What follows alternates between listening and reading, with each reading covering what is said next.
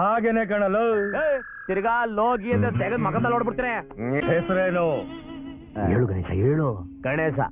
ನಿಂದಲ್ಲ, ದೆವ್ವದ್ದು. ಹೋಗಿ ಆ ದೆವ್ವನ್ ಕೇಳ್ರಿ. ನಿಮ್ಮಪ್ಪನೇ ತಾನೇ ದೆವ್ವಾಗಿ ಬಂದಿರೋದು, ಹೇಳು. ಶಿವರಾಜ್ ಪಾಟೀಲ್. ಯಾವ ಜಾತಿ? ಯವುಗಳಿಗೆ ಜಾತಿ ಐತೆನ? ಏನೇ ಮಾತಾಡ್ತೀಯ ನೀನು? ಕೇಳಿದ ಪ್ರಶ್ನೆಗೆ ಮಾತ್ರ ಉತ್ತರ ಹೇಳ್ಬೇಕು.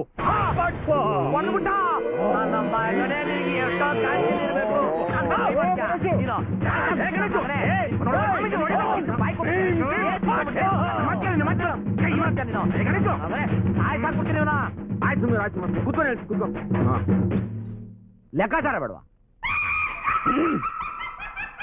ಇದು ಸಾಮಾನ್ಯವಾದ ದೆವ್ವ ಅಲ್ಲ, ಬಹಳ ಡೇಂಜರಸ್. ಆದಷ್ಟು ಬೇಗ ಇಳಿಸ್ಬಿಡ್ಬೇಕು.